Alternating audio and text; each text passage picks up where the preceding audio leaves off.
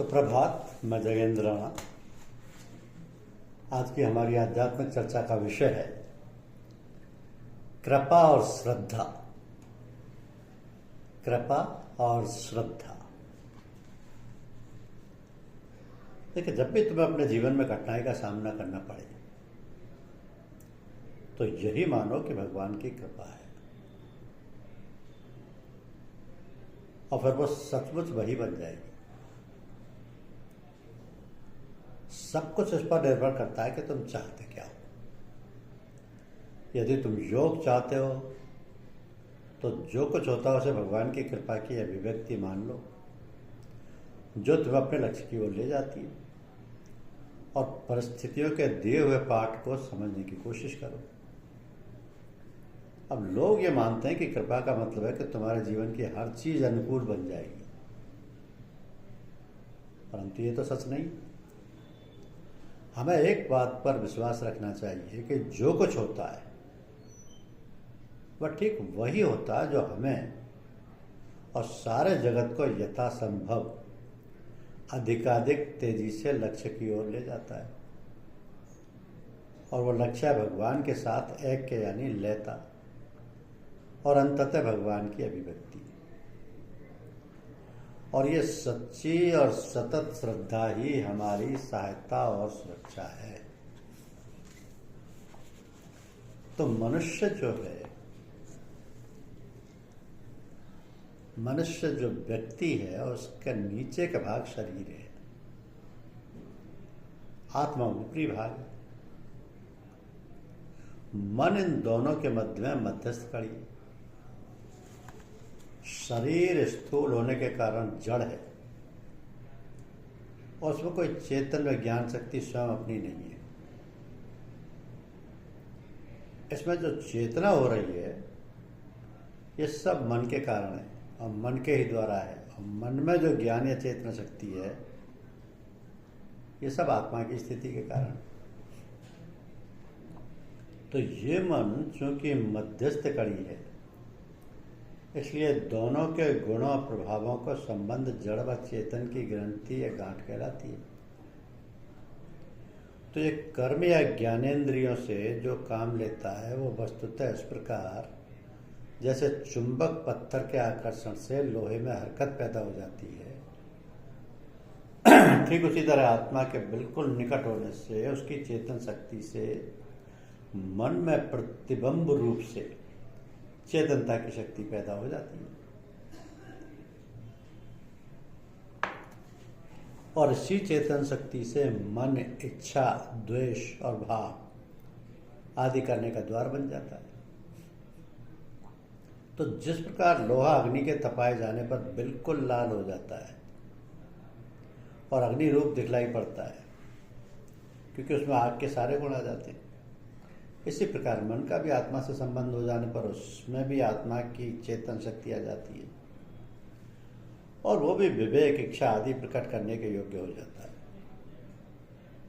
इसलिए सिद्ध हुआ है कि बिना मन के शरीर में हिल्लोकोर या चेतनता नहीं आती और ना आत्मा या इसके गुणों का पता मिलता है।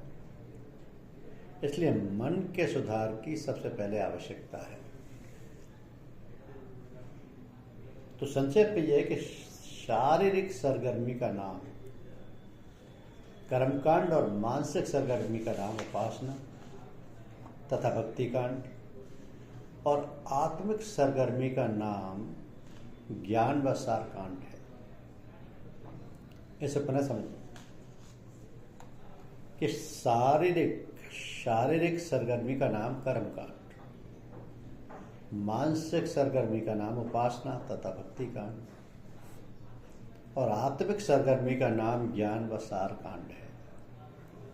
अब चूंकि आत्मा चेतन और आनंद स्वरूप है और सत्ता इसकी जान है, इसलिए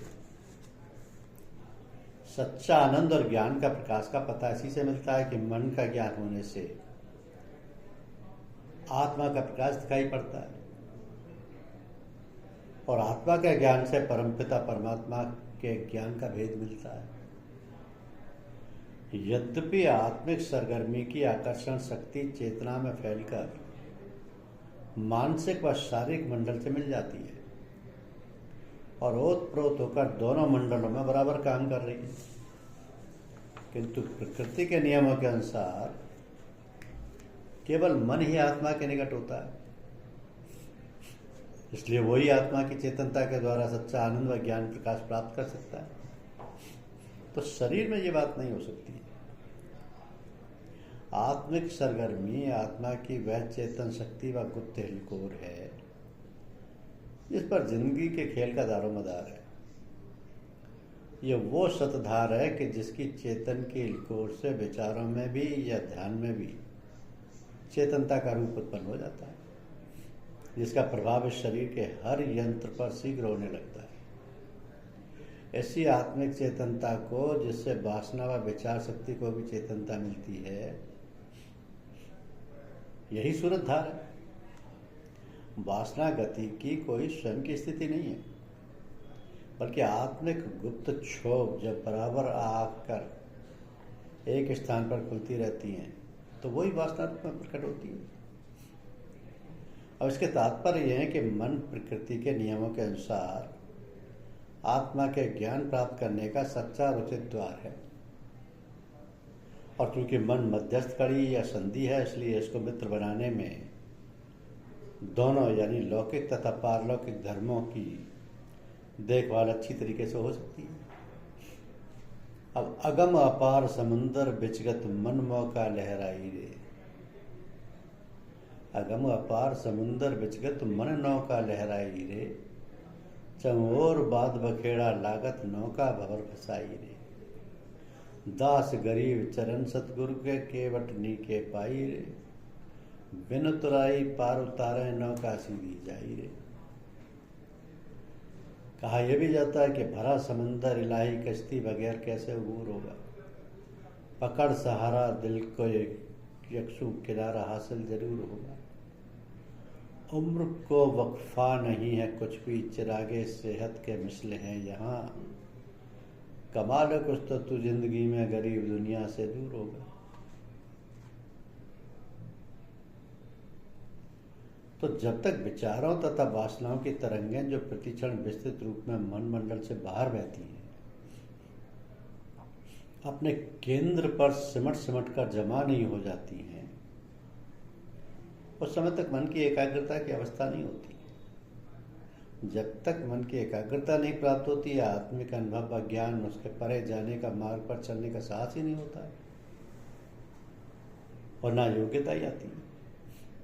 तो जिस प्रकार पानी जब तक हिलता रहता है उसमें अपना रूप साफ नहीं दिखाई देता, उसी प्रकार मन मंडल सागर की अवस्था है। यानी जब यह एकाग्र हो जाता है तो अपना रूप या आत्मा के स्वरूप का भास होने लगता है।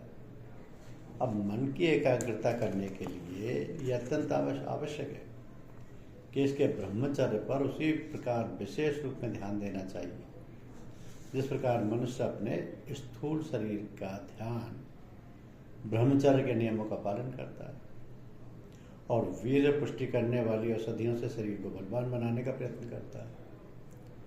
उसी प्रकार मन के शरीर के ब्रह्मचर्य गति पर भी ब्रह्मचर्य नियमों पर चलना ही मनुष्य का मुख्य धर्म है। अब मन का ब्रह्मचर्य ये है कि अपनी मानसिक सूरत जो हर समय कुरंग रीतियों से अपनी इंद्रियों द्वारा बहती रहती है, जिसमें मन शक्ति बुरी तरह खर्च होकर क्षीण होती रहती है, यदि नियमानुसार अच्छे ढंग में लाकर ये शक्तियां व्यर्थ न करते हुए अपने केंद्र पर जमा रखी जाएं, तो हृदय शक्ति अवश्य बलवान हो जाएगी और शांति अवश्य प्राप्त हो जाएगी। क्योंकि जब कोई वस्तु क्षीण होने के बजाय रुक रुक कर जमा होने लगती है तो उसमें जो स्वाभाविक बल होता है वो ही शक्ति के रूप में दिखलाई पड़ने लगती है। अब इस मन शक्ति का व्यर्थ अपव्यय होने से बचाने के लिए सरल से सरल उपाय यह है कि मनुष्य को चाहिए कि वह कम से कम अपनी दो इंद्रियों आँख और जीभ इन दोनों के कारणों पर विशेष ध्यान रखने से मन की शक्तियों का व्यर्थ व्यय न हो, उसके बजाय एक बलवान शक्ति उत्पन्न हो जाएगी। तो सबसे प्रथम आँख पर ध्यान रखना चाहिए, क्योंकि नेत्रों द्वारा मन की शक्तियों का बहुत ही अपव्यय होता रहता है। अर्थात अपनी दृष्टि का हर समय ध्यान रखें कि किसी बुरी वस्तु पर ना पड़े। इसमें सबसे अधिक आवश्यकता इस बात की है कि अपनी दृष्टि सर्वदा अपने पैरों की ओर रहे और साथ ही साथ अपने प्रति क्षण के व्यवहारों पर ध्यान रहे। ऐसे यह मतलब नहीं कि मार्ग चलते समय अपने जीवन तथा वस्तु का कुछ भी ध्यान ना रखें, तथा नहीं, कदापि नहीं। इसके कहने का मतलब यह है कि आंखें यूं ही व्यर्थ इधर उधर मंडराती, लिपटती चिपटती ना करें। इसी प्रकार जीव के ऊपर भी अपना अधिकार कर लेना चाहिए। तो शेष इंद्रियां इन दो इंद्रियों के वश में हो जाने से अपने आप वश में हो जाएंगी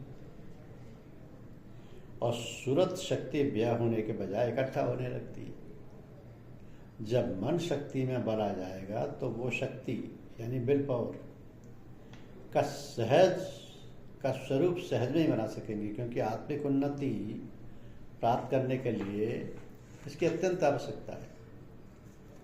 अब जो मन की दृष्टि है, जब अपने केंद्र पर रुकी व जमी रहती है, तो उसे एक सुई या एक रुखी को एकाग्रता कहते हैं।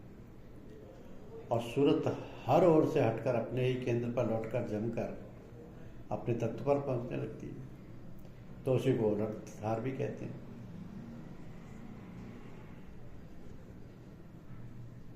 जब लोगों से आप मिलते जुलते हैं, उनसे बातें करते हैं, तो उसकी प्रतिक्रिया काफी समय तक मन में चलती रहती है। जो आपके दिल को लग गया तो उससे संबंधित विचार चलने लगते। आपने किसी से कुछ कह दिया जो आपको नहीं कहना था, और तो आपने उसे नहीं कहा तो आपके ना कह पाने का मतलब रहता है।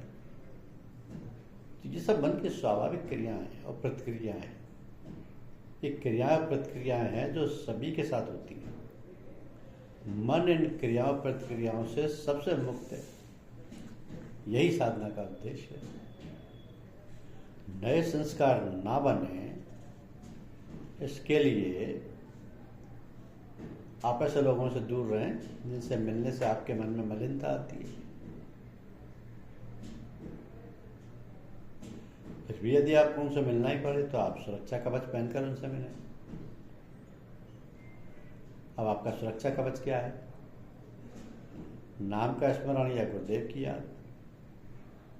तो यदि आप अपने मन को अंतर्मुखी करके अपने ध्यान को कहीं और लगाकर गैर सत्संगियों से मिलेंगे तो आपके ऊपर गैर सोबत का असर नहीं पड़ेगा। यदि बात बारिश हो रही है और छाता लगाकर बाहर जाएं तो आप भीगेंगे नहीं। आपके ऊपर कुछ पानी की बूंदें जरूर पड़ेंगी, परंतु आप पानी में सराबोर नहीं होंगे। तो नाम का स्मरण या गुरुदेव का स्मरण आपका छाता है, जिसको लगाकर आप बाहर निकलें और अपने क्रियाकलाप करें। ये सुरक्षा कवच पहनने के बावजूद आपके मन में कुछ तरंगें उठेंगी। छाता लगाने के बावजूद कपड़े कुछ भीग ही जाएंगे, और तो आपको कपड़े सुखाने का तरीका भी आना चाहिए। उसका तरीका है कि दूसरों से मिलने के उपरांत जो क्रिया प्रतिक्रिया मन में उठे उनका अवलोकन करें, उनको रोकने का प्रयास ना करें, उनको अपना काम करने दें। आपका काम है आप क्रियाओं प्रतिक्रियाओं को, जो लहरें आपके मन में उठ रही हैं, उनके साथ बहे नहीं, उनको बस देखते रहे। अब मन का कार्य है विचारों की लहरें उठाना। आपका काम है लहरों को आते जाते देखना। मन को अपना काम करने दें, आप अपना काम करें। यदि आप अपना काम करेंगे तो लहरों का वेग कम होता जाएगा और धीमे धीमे बंद हो जाएगा। तो मन का अवलोकन ही आपको भीगे कपड़े सुखाने वाली मशीन है। इस मुफ्त में मिली मशीन का पूरा सदुपयोग कीजिए। जब आप किसी कार्यक्रम में जाते हैं और अन्य लोगों से मिलते जुलते हैं तो उसका मन पर असर पड़ता है। नए संस्कारों का जन्म होता है। कुछ दबे हुए संस्कार भी उभर कर मन की सतह पर आ जाते हैं और अपना खेल खेलने लगते हैं। तो ये स्वाभाविक है, ये मन का स्वभाव है और ये सभी के साथ होता है। तो इससे बचने का एक ही उपाय है कि जब आप दूसरों से मिलें तो ऐसी स्थिति में रहें कि दूसरों का आप पर प्रभाव ना पड़े।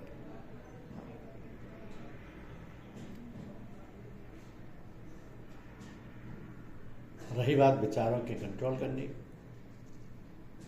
तो विचारों को आने जाने दीजिए, विचारों को बस देखते रहिए।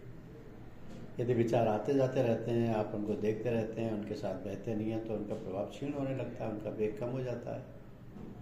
दूसरा तरीका यह है कि आप अपने मन को किसी दूसरी तरफ लगा दें, नाम जप में या गुरुदेव के स्मरण में। तो जैसे आपका मन दूसरे काम में लग जाएगा, अन्य विचारों का संवेग अपने आप कम होता जाएगा, अपने आप कम होता जाएगा। तो ये एक ऐसी प्रक्रिया है जिसमें कि आपका अपना श्रद्धा जो है, कृपा और श्रद्धा है, वो दोनों बराबर बने रहेंगे। जब तुम अपने लिए नहीं बल्कि ईश्वर के लिए कर्म करते हो तो यह ध्यान की भांति उत्तम है। तब कर्म तुम्हारे ध्यान की और तुम ध्यान तुम्हारे कर्म की सहायता करते हैं। तुम्हें संतुलन की आवश्यकता है। केवल ध्यान से तुम आलसी हो जाते हो, केवल कर्म से तुम्हारा मन सांसारिक हो जाता है, तुम ईश्वर को भूल जाते हो। तो तुम यदि गहरे ध्यान का अभ्यास करोगे तो तुम्हारा मन अधिकाधिक परमात्मा की ओर झुकता जाएगा। तथापि अपने सांसारिक कर्तव्यों की अवहेलना कदापि मत करना। जब तुम अपने कार्य शांत भाव से करना सीखते जाओगे तो तुम काम शीघ्र और एकाग्रता और कौशल से कर सकोगे। पर चाहे तुम जो भी करते हो, तुम पाओगे कि तुम्हारे कर्म ईश्वरीय चेतना से व्याप्त रहेंगे। यह स्थिति तब आती है जब तुम गहरे ध्यान का अभ्यास करते हो और कर्तव्यों को करने के बाद अपने मन को ईश्वर की ओर लौटने का अनुशासन देते हो और अपने कर्तव्यों को इस विचार से करते हो कि तुम केवल ईश्वर की ही सेवा कर रहे हो। तो आपको ईश्वर में श्रद्धा होने के कारण ईश्वर की कृपा प्राप्त होती रहेगी। धन्यवाद।